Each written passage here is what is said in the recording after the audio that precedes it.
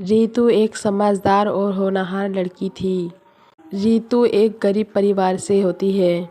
रितु की शादी एक अच्छे परिवार में हो रही थी। ऐसे ही कुछ दिन बीत जाते हैं। रितु की शादी रोहन नाम के लड़के से हो जाती है। रितु के ससुराल में एक जेठानी थी और सास ससुर रहते थे। रितु कुछ ही दिनों में सब लोगों का दिल जीत लेती है। देखो, जब से हमारी रितु बहू आई है तब से हमारे तो भाग्य खुल गए।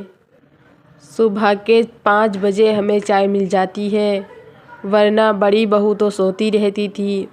जब तक काजल को कई आवाज़ न दिए वो उठती नहीं थी। यह सुबह की चाय मुझे बनानी पड़ती थी। और रितु बहू तो सुबह ही उठ जाती है, सारा काम निपटा देती है और हमारे साथ में चाय भी पी लेती है। हाँ गीता, तुम सही बोल रही हो। अब तुम्हें आराम मिलेगा। अब तुम्हारी मनपसंद की बहू आ गई, वरना तुम तो बड़ी बहू पे तो चीखती रहती थी। अरे मैं बड़ी बहू पे कैसे न चीखती, वे सुनती कहाँ है किसी काम को, बस अपना काम कर लेती है और हमारा तो ध्यान रखती नहीं है। और रितु बहू को देखो, अपना भी ख्याल रखती है और साथ में हमारा भी ध्यान रखती है। रितु के ससुराल में सब लोग उससे बहुत खुश रहते हैं। एक दिन गीता अपनी दोनों बहुओं से बोलती है, सुनो काजल और रितु, हमारे घर मेहमान आ रहे हैं बहुत दूर से। वो यहाँ पर पूरा हफ्ता रुक के जाएंगे। उनकी अच्छी सी खिदमत होनी चाहिए। बाद में मुझे ये नहीं सुनना मिले कि उनकी खिदमत सही नहीं हुई। खाने पीने का बहुत ज़्यादा ध्यान रखना होगा। और अब की सारे खाने काजल बनाएगी और रितु बहू पूरियाँ तलेगी। और जब खाना तैयार हो जाए तो सबके आगे खाना रख देना। ठीक है, मुझे दोबारा बोलने की ज़रूरत ना पड़े।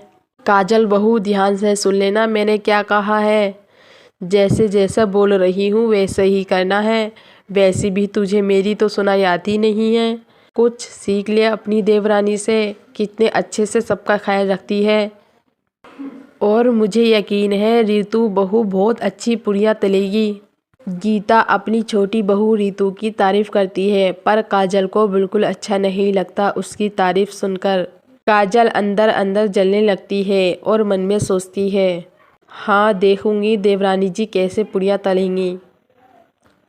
तुम लोगों को बहुत गुरूर घमंड है ना छोटी बहू पर।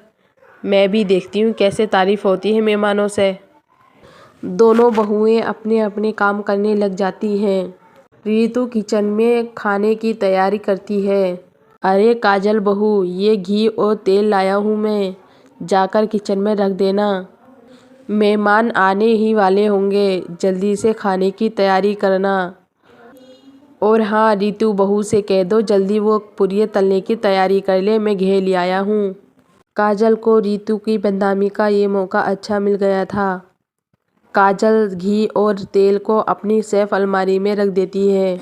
ऐसे ही काफ़ी टाइम हो जाता है। काजल घी और तेल का इंतज़ार कर रही थी, पर उसके पास तेल और घी अभी तक पहुंचा नहीं था। सुनो बाबूजी, तुमने अभी घी और तेल नहीं लाके दिया। खाना तो पूरा तैयार हो गया है, बस मेरी पूरियाँ तलना रह गई हैं। मैं घी और तेल का ही इंतज़ार कर रही थी। अरे रितु बहू, मैंने घी और तेल काजल बहू को दे दिया है, उससे जाकर ले आओ। वो शायद तुम्हें देना भूल गई होगी। रितु अपनी जेठानी के पास जाती है और काजल से बोलती है, काजल दीदी, तेल और घी कहाँ रखा है, जल्दी से दे दो। मेहमान आ गए हैं, पूरियाँ भी तलनी हैं। मैं तुम सब लोगों का किचन में इंतज़ार कर रही थी।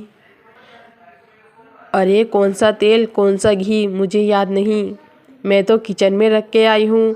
ठीक है रितु, मैं जा रही हूँ, मम्मी जी मुझे बुला रही हैं, मुझे काम है।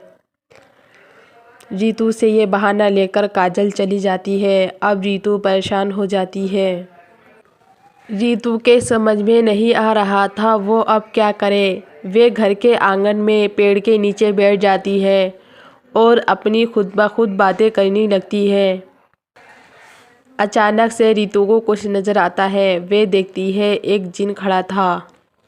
अरे क्या हुआ बच्ची, क्यों उदास हो रही हो? मैंने तुम्हारी सारी बातें सुन ली हैं। अब जाओ किचन में और पानी में पूड़ियाँ तलो। तुम्हारी जेठानी ने तेल और घी छिपा दिया है ताकि मेहमानों में तुम्हारी बदनामी हो जाए। किचन में एक जादुई कढ़ाई है, उस कढ़ाई में जैसे तुम पूड़ियाँ डालोगी वैसे ही तल जाएंगी और सब लोगों को लगेगा पानी में पूड़ियाँ तल रही हो। उस दिन की ये बात सुनकर रीतू बहुत खुश हो जाती है और वापस किचन में आ जाती है। रीतू ने उस जादुई कढ़ाई से बहुत सारी पूड़ियाँ तल ली थीं। खाने पर सब लोग रीतू की बहुत तारीफ़ करते हैं। जैसे पूड़ियाँ तलते हैं उससे भी कई ज़्यादा पूड़ियाँ अच्छी थी वो। अरे वाह बहू, इन पूड़ियों में तो मज़ा ही आ गया। ये तो यहाँ की नहीं लगती, ऐसा लगता है दूसरी दुनिया का खाना है। अरे बाबूजी, तेल और घी का कमाल है। जो तुमने मुझे तेल ला के दिया था ना, उस तेल में मैंने पूड़ियाँ तली हैं, इसलिए इतनी टेस्टी हो रही हैं। रीतू की ये बात सुनकर काजल हैरत में हो जाती है और एकदम फटाक से बोलती है, अरे ऐसे कैसा वो तेल है? वो तेल और घी तो मेरे पास है। मैंने वो तेल और घी तो किचन में नहीं रखा और ना ही मैंने तुम्हें दिया है। फिर ये उस तेल की पूड़ियाँ कैसी हुई? काजल की ये बात सब सुनकर हैरत में हो जाते हैं और सारी कहानी रीतू बता देती है। काजल के घर वाले बहुत डटाई लगाते हैं। काजल को अपने किए पे पछतावा होता है और रीतू से माफ़ी मांगती है। रीतू बहन, मुझे माफ़ कर दे। ये सब लोग तेरी तारीफ़ कर रहे थे, मुझे जलन हो रही थी। मुझे बिल्कुल अच्छा नहीं लग रहा था तेरी तारीफ़ जो हो रही थी। अगर मैं भी काम अच्छे करती तो शायद ये लोग भी मेरी तारीफ़ करते और आइंदा ऐसे काम कभी नहीं करूँगी, अपनी गलतियाँ सुधारूँगी। काजल रीतू से तो माफ़ी मांग लेती है और अपनी भी गलतियाँ सुधारने लगती है।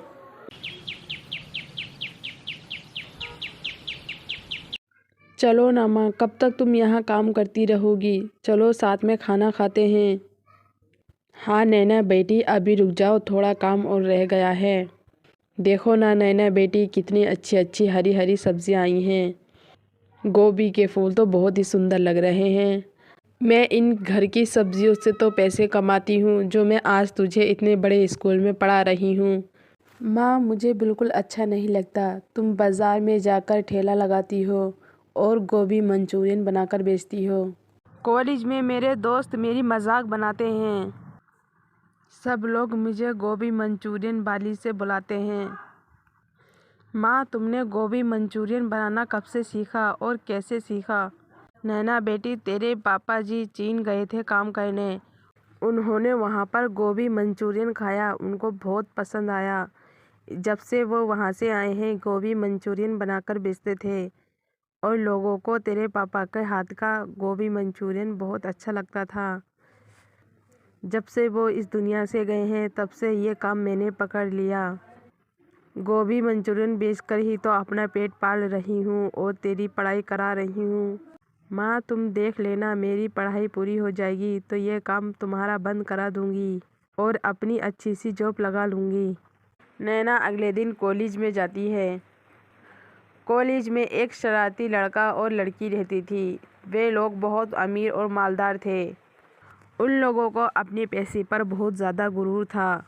वे लोग नैना को छेड़ते थे और बोलते थे, अरे अरे देखो, गोभी मंचूरियन वाली आ गई। आज तो लग रहा है ये टिफ़िन में भी गोभी मंचूरियन लाई होगी पक्का। रोज़ नैना कॉलेज जाती और उन लोगों की यही बातें सुनती थी। उन लोगों की ये बात सुनकर नैना का मन भर आता था। एक दिन उनके कॉलेज में कुकिंग पार्टी हो रही थी। जिसके भी खाना अच्छा होता उसे बड़ा इनाम मिलता। नैना के कुछ समझ में नहीं आ रहा था वे क्या चीज़ बनाए। अगर नैना कुछ और बनाती तो नैना के पास ज़्यादा पैसे नहीं थे। फिर नैना के दिमाग में आता है क्यों ना मैं गोभी मंचूरियन बनाऊं। नैना गोभी मंचूरियन बनाती है और सब लोगों को टेस्ट कराती है। सब लोगों को नैना का गोभी मंचूरियन बहुत ज़्यादा पसंद आता है। नैना को गिफ्ट में 5 लाख रुपए मिले और नैना बहुत ज़्यादा खुश हो गई। ये गोभी मंचूरियन बनाना मैंने अपनी माँ से सीखा था। मेरी माँ आज भी बाज़ार में ठेला लगाती है। गोभी मंचूरियन सब लोगों को बहुत पसंद आता है, पर मुझे इस काम से एतराज़ था। मैं अपनी माँ से ये काम करने को मना करती थी, क्योंकि कॉलेज में लोग मुझको इस नाम से पुकारते थे। मुझे ये काम बिल्कुल अच्छा नहीं लगता था, पर आज पता चला कोई काम छोटा नहीं होता। सच में मैं आज बहुत ज़्यादा खुश हूँ। नैना और उसकी माँ उन पैसों से एक बड़ा रेस्टोरेंट खोल लेती हैं। उनका रेस्टोरेंट में हर वक्त भीड़ रहती थी। अब उनके हालात अच्छे हो जाते हैं।